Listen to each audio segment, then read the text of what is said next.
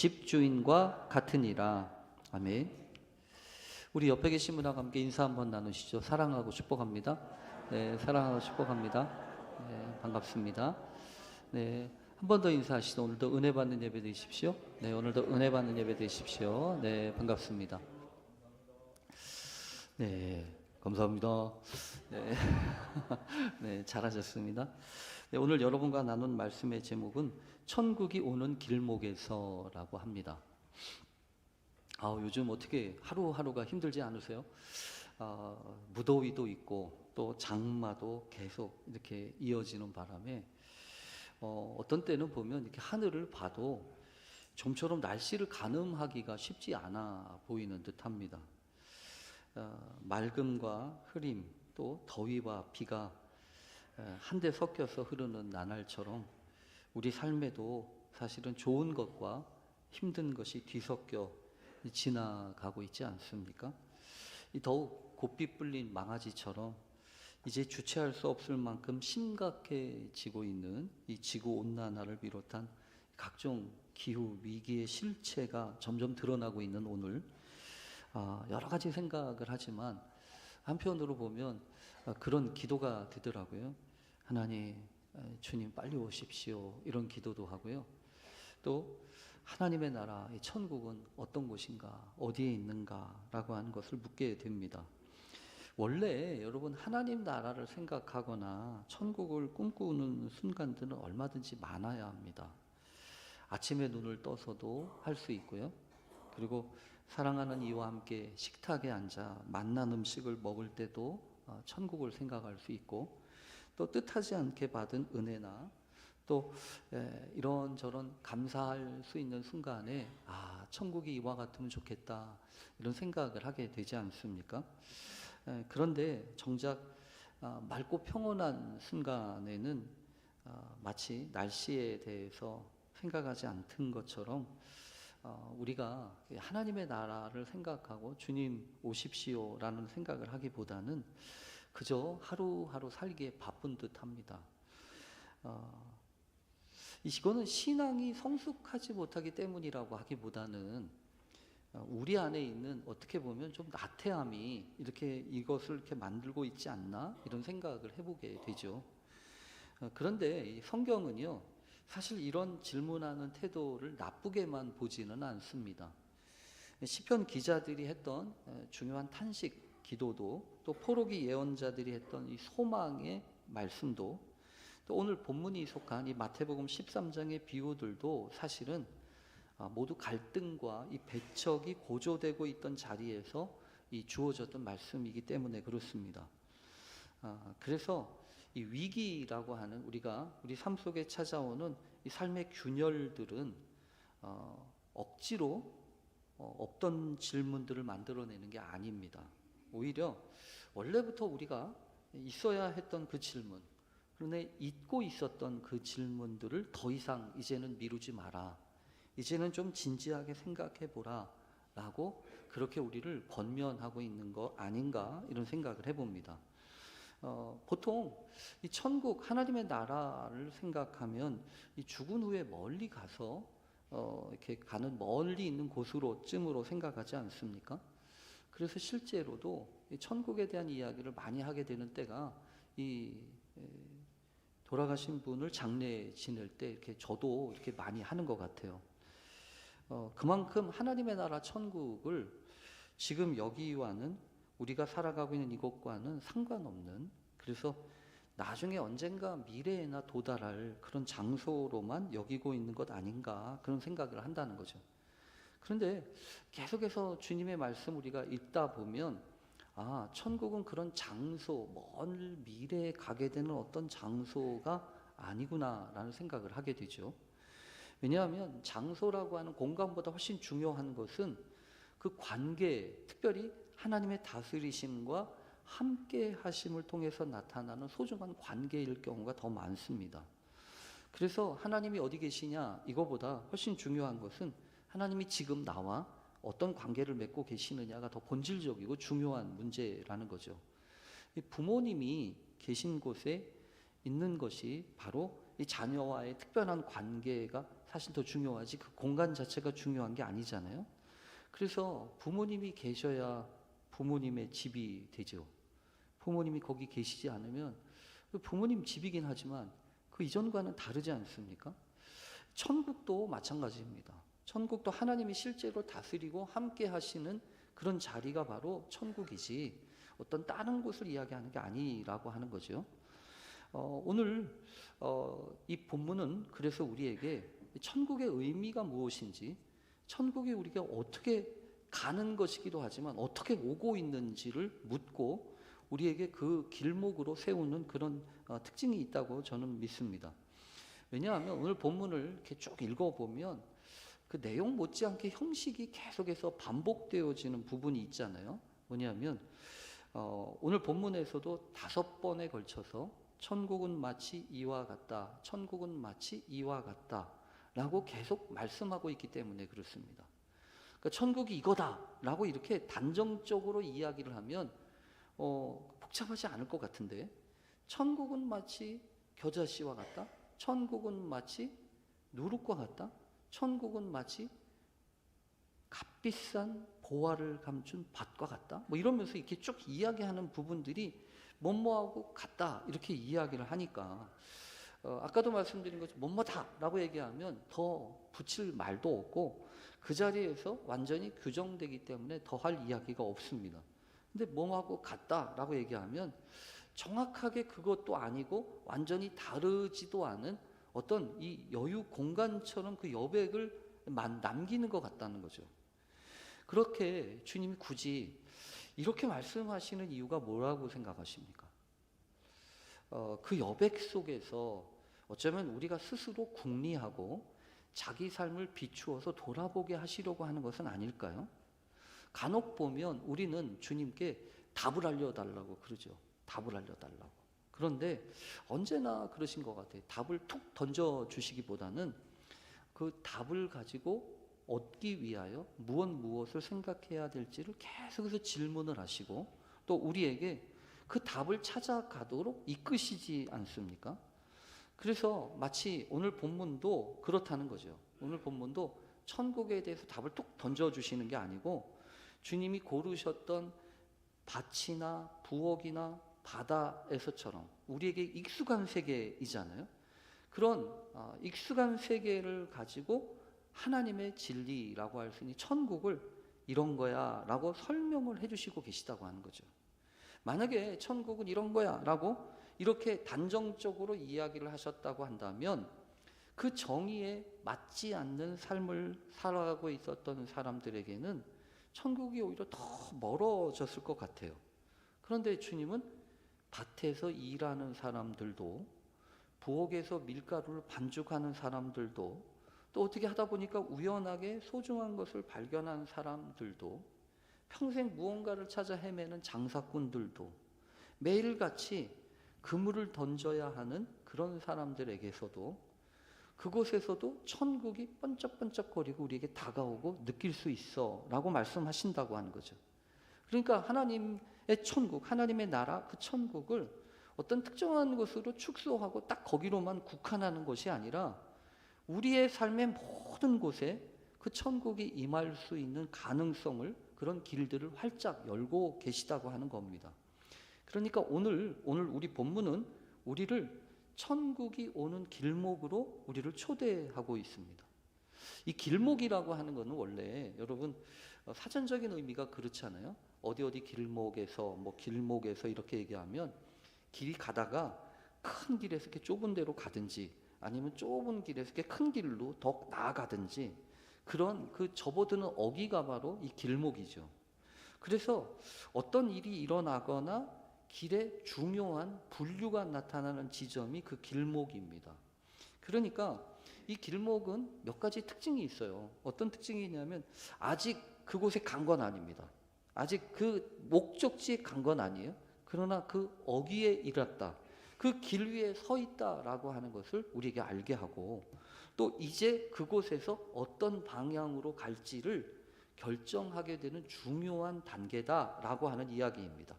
그래서 대개 사람들은 만날 때 그 길목에서 서성거리거나 만나거나 이 갈라지게 되는 그런 이유가 있는 겁니다. 오늘 여러분들은 어떻게 느끼십니까? 천국이 오는 길목, 여러분들의 마음속에 하나님, 나에게 이런 천국의 소망과 비결을 주십니까? 아니면 눈뜨게 하십니까? 어떤 면에서 보면 젊은 사람들은 아직 낯설기도 하게 여겨질 수도 있어요. 근데 사실은 나이 들게 되면 언제 불러도 가야지 라고 생각을 하면서 나도 그 길목에 서 있지 이렇게 생각하게 되기도 할 겁니다. 근데 오늘 사실은 그 삶의 길고 짧음의 문제가 아니고 내가 살아가는 삶의 자리에서 얼마만큼 그 천국을 내가 친숙하게 느끼고 있는가, 그것이 문제라고 하는 거예요. 특히 오늘 본문에서 보면 이 주님은 이 천국을 마치 자기 밭에 갖다 심은 겨자씨 한 알 같다라고 얘기하지 않습니까? 이 겨자씨라고 하는 것은 교회를 오래 다닌 사람들은 한 번쯤 다 들어본 걸 겁니다. 겨자씨, 조그만한 이 씨앗을 이야기하죠. 그런데 이 겨자씨는 재밌어요. 왜냐하면 이스라엘에 2, 3월쯤이 가면 가장 많이 볼 수 있는 게 이 겨자꽃입니다. 특히 갈릴리 지역이나 평지의 들녘 같은 그런 비가 내리고 기후가 온화한 곳에는 온통 이 겨자꽃들이 덮여 있다고 그러죠. 마치 여러분 혹시 이 제주도에 가보셨습니까? 제주도에 가면 곳곳에서 이렇게 활짝 피어 있는 유채꽃들이 막 만발하고 있지 않습니까? 그렇게 지천에 깔린 이 유채꽃과도 같이 막 깔려 있는 게 겨자꽃이라는 거예요. 그런데 그러니까 여러분 이건 좀 이상한 느낌이에요. 왜냐하면 이게 그냥 단순하게 겨자씨 하나이라고 하는 게 아니고 이렇게 얘기하잖아요. 자기 밭에 갖다 심은 겨자씨 한 알.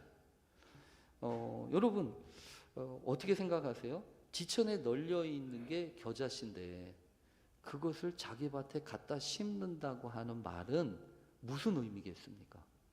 그러니까 아무렇게나 뿌려진 씨가 아니라는 겁니다.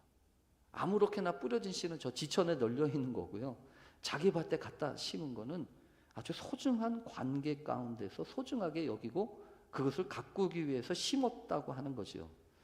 그러니까 천국은 그렇게 시작한다는 겁니다. 이 천국이 겨자씨와 같다라고 얘기할 때 무엇보다 중요한 것은 천국은 어떤 숫자나 그 크기의 문제로 판단되는 것이 아니다. 그러니까 많고 적음이나 크고 작음 그것에 집착해서는 안 된다라고 하는 이야기일 겁니다.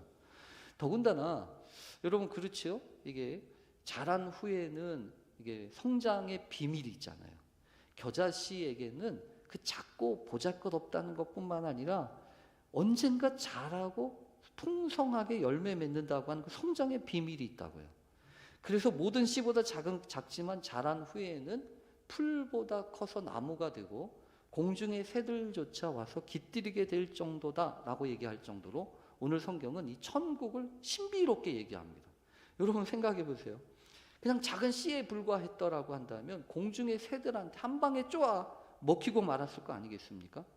근데 어느 틈엔가 그 작은 한 알의 씨앗이 밭에 뿌려져서 돌봄을 받고 성장해서 그런 새들까지 품에 깃들게 되어졌다고 하는 것은 엄청난 이런 인상적인 말씀이 아닐 수가 없다고 하는 거죠. 그러니까 이 안에는 변화의 소망과 비전이 담겨 있어요. 작고 보잘것없고 한 알, 이 숫자, 규모 이거에 따르지 않는 거 말입니다. 그러니까 언제나 그렇지요. 우리도 여러분 그래요. 이 숫자의 크기나 이런 많고 적음을 자꾸 따지기 시작하면 거기에 집착하기 시작하면 절대로 감사할 수 없습니다. 누릴 수가 없습니다. 더욱 다른 것들과 비교하기 시작하면 욕심과 아쉬움이 생겨날 수밖에 없지 않겠습니까? 근데 그게 아니라는 거죠. 천국은 그런 식으로 풀어지는 게 아니라는 거예요. 그러니까 주어진 여건이나 상황이 문제가 아닙니다. 어떤 비전과 소망을 품고 있느냐에 따라서 아무리 척박한 땅이라고 할지라도 달라지게 된다고 하는 겁니다. 세상은 그렇게 얘기하죠. 상황이 먼저 달라져야 한다고. 그러나 말씀은 그렇게 얘기하지 않습니다.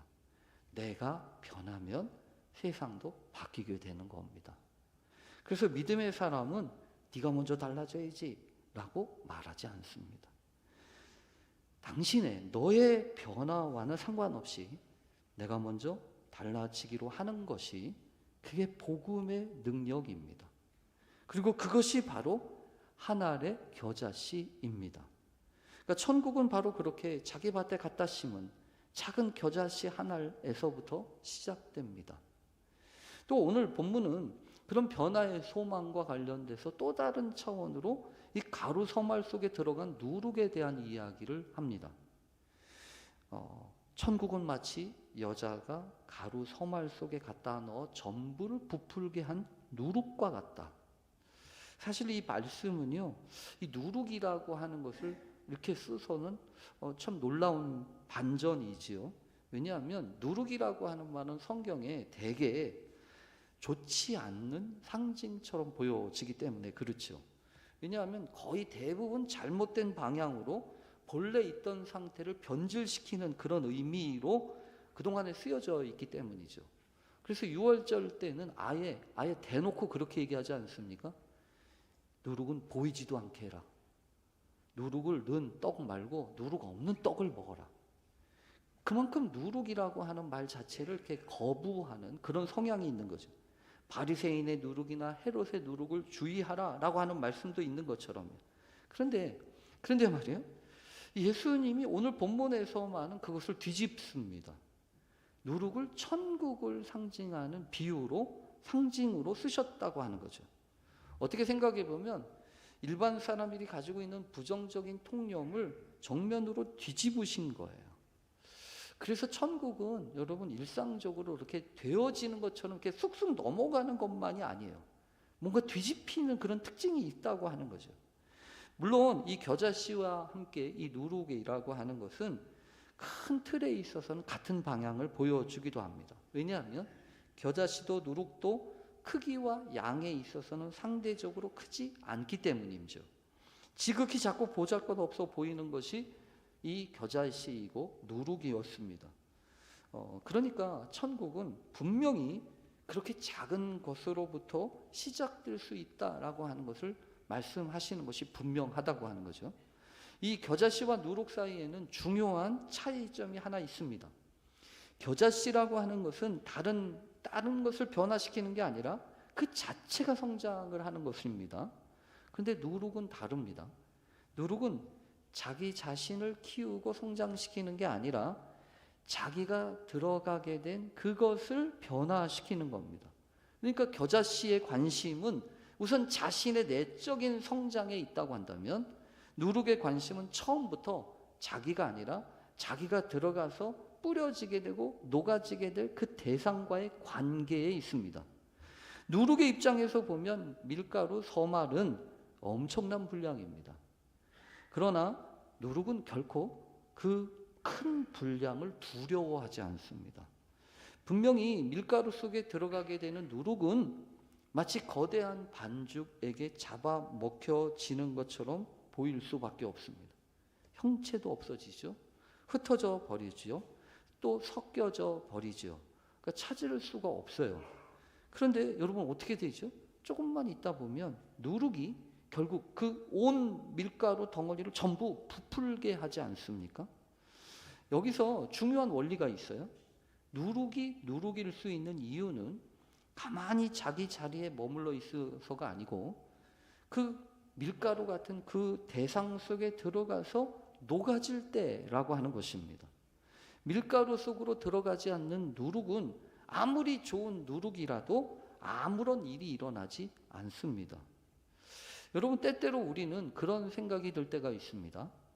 우리는 종종 삶의 자리에서 내가 이 거대한 세상 속으로 흩어지고 섞여버리고 형체를 잃어버리는 것처럼 그래서 아쉽고 마치 세상에서 버려지는 것처럼 사라지는 것처럼 느낌이 들 때도 있습니다. 그러나 오늘 본문에 따르면 우리는 세상에 버려지는 것이 아닙니다. 뿌려지는 것, 누룩으로서 말이에요. 그래서 지금 우리가 서 있는 이 자리가 비록 잘 드러나지도 않고 오히려 묻혀버리고 섞여버리는 것처럼 느껴지는 그런 자리라고 할지라도 누룩답게 일할 수 있는 자리가 바로 그곳이라고 하는 것을 기억해야 합니다. 그래서 하나님의 역사, 그 천국의 역사는 어쩌면 그렇게 사라지는 것처럼 보여지는 그 안타까운 자리에서도 새롭게 시작될 수 있다고 하는 것이죠. 묵묵히 오늘도 가루 서말 속에 뿌려진 채 사라진 것처럼 보여지는 그런 상황 속에서도 묵묵히 자신의 사명을 감당하고 있는 그분들을 통해서 하나님의 천국은 이 땅에 이루어지고 있는 겁니다. 또한 오늘 성경에 보면 이 누룩과 이 겨자씨의 비유뿐만이 아니라 이 감추어진 보화라고 하는 그 천국의 중요한 본질을 또 하나의 속성으로 가르쳐 줍니다. 그래서 밭에 감추인 보화와 같다라고 하는 말씀이 있는 거죠. 이렇게 밭에 감추어져 있다라고 얘기하는 것은 분명히 그런 의미일 거예요. 겉으로 잘 드러나지 않아서 보이지 않는다라고 하는 뜻이죠. 그래야 보화하지 않겠습니까? 이 보화라고 하는 것은 아무렇게나 널려 있는 게 아닙니다.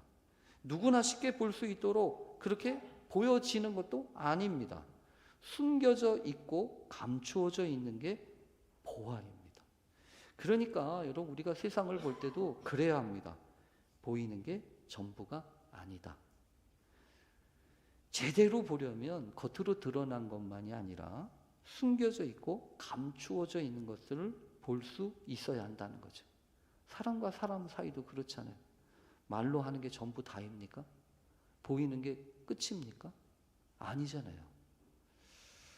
나태주 시인은 그래서 이 풀꽃을 두고서도 그렇게 얘기했는지 모르겠어요. 자세히 보아야 예쁘다. 정현종 시인 같은 사람은 한 사람이 온다는 것은 사실은 그 사람의 온 생애가 함께 오는 어마어마한 일이라고 노래했습니다. 그러니 신앙생활도 마찬가지죠. 때로 우리는 오래 보아야 하고 자세히 보아야 합니다. 신앙생활을 다른 게 아니고 그렇게 제대로 보는 법을 배우는 게 신앙생활이에요. 왜 하나님은 그렇게 보화를 감추어 두셨을까요? 그 이유는 두 가지죠. 하나는 소중하게 지켜시기 위함이죠. 귀한 것일수록 함부로 드러내지 않고 소중하게 간직하지 않습니까? 날카로운 명검일수록 그 검을 감추는 좋은 칼집이 필요하죠. 그런 것처럼 하나님께서 귀하게 쓰시는 사람들은 다 보면 그만큼 오랜 시간 동안 숨겨졌던 시간들을 가지고 있는 사람입니다. 그래서 요셉이 그렇도록 숨겨졌었고 다윗 또한, 모세 또한 그렇게 감추어진 시간들이 있는 거죠. 보이는 것이 전부인 사람은 깊이가 없는 사람일 것이 분명합니다. 숨겨진 것이 있는 사람이라야 존귀해진 사람이라고 하는 거죠. 이렇게 숨겨진 이유는 또한 발견되기 위함입니다. 감추어진 것은 결국 발견되어지게 되어 있습니다. 보디발의 집과 감옥에서 억울하게 숨겨져 있던 요셉, 하나님은 반드시 찾아내어 드러내셨지 않습니까? 다른 사람들은 다 몰라서 도망자처럼 광야로 도망갔던 모세를 하나님은 찾아내시고 부르시지 않습니까? 또 이 미친 사울의 그 칼날을 피해서 도망갔던, 그래서 광야를 전전했던 그 무명시에 가까웠던 다윗을 하나님은요 반드시 찾아내셔서 그 하나님의 시련이라고 하는 그 시간 동안에 마치 감추어 두시고 단련하셔서 발견되어지는 보배처럼 그 발견의 기쁨을 알게 하시잖아요. 그래서 여러분, 분명히 그렇습니다. 세상이 달라져서 달라지는 게 아니고요, 보는 눈이 달라져야 세상이 달라지는 겁니다. 밭은 분명 똑같은 밭이었을 겁니다. 여전히 힘들고 어려운 곳이었겠지요. 그런데 그 밭에 보화가 숨겨져 있다고 하는 것을 발견한 다음에는 그 밭은 더 이상 예전의 그 밭이 아닌 겁니다. 우리의 삶이 힘들고 어렵게 그렇게만 느껴지는 이유는 어쩌면 일 자체가 어렵기 때문이기도 하겠지만 훨씬 더 많은 부분은 어쩌면 그 안에 감추어져 있는 진짜 보물이 무엇인지를 아직 발견하지 못하기 때문인 겁니다. 그래서 여러분 오늘 성경에는 그렇게 발견하지 못한 사람들, 발견하는 그런 이야기들이 참 의미 있게 써 있어요. 더군다나 그 밭에 감춰진 보화가 아니라 아예 대놓고 그 좋은 진주를 구하는 장사의 이야기가 또한 천국이라고 소개하고 있지 않아요? 근데 똑같아요. 여러분 보면 극히 값진 진주 하나를 발견함에 이렇게 발견하고, 그런데 오늘 성경에는 가서 자기의 소유를 다 팔아 그 진주를 샀다고 하는 거예요. 여러분 얼마나 귀했길래 그렇게 했을까요? 이 사람은 처음부터 대놓고 좋은 것을, 값진 진주를 구하는 장사꾼이었습니다. 그런데 이상하죠. 그 값진 진주를 구하고 난 다음에는 이제 마치 가지고 있는 걸 다 팔아버립니다. 여러분 장사꾼한테 제일 중요한 게 뭐겠습니까? 계산이요, 계산. 왜냐하면 손해보지 않아야 되지 않습니까? 손해를 안 보려면 계산이 빨라야 되죠. 근데 얼핏 보면 마치 이 사람은 장사를 포기한 사람 같아요. 계속 장사를 해야 될 터인데 그 귀한 진주 하나를 구하려고 자기가 가지고 있는 걸 다 팔았답니다. 여러분 그게 천국의 원리라는 거예요. 여러분 천국은 그러니까 계속해서 이야기하는 건 이런 것 같아요. 뭐냐면 천국의 삶은 계산해서 이어갈 수 있는 삶이 아니라는 거예요. 그러니까 천국의 삶을 산다고 하는 것은 세상적인 계산의 방식 가지고서는 살아낼 수 없다고 하는 거죠. 여러분 그래서 오늘 이 천국의 길목에서 우리가 돌아보게 되는 거예요. 뭐냐면 나는 자꾸 무엇을 계산하고 있나 이거야. 나는 어떤 것을 자꾸 계산해서 이거는 되고 저거는 아니고 이렇게 쓰고 있냐는 거죠. 분명히 여러분 성경에 보면 마치 그 뒤에 이어져 나오는 그 그물과 집주인의 이야기가 또 있어요. 이 천국은 마치 바다에 치고 각종 물고기를 모는 그물과 같다 이러면서 그 그물이 물가에 올 때 비로소 좋은 것을 담고 못된 것은 내버린다 이렇게 얘기하잖아요. 그러니까 이 그물은 마치 어떤 그물 표시하는데 그물도 여러 가지 그물이 있죠.